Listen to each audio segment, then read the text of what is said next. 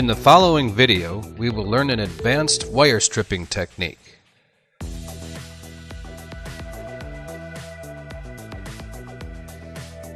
This technique requires use of wire cutters to strip the wire, not wire strippers.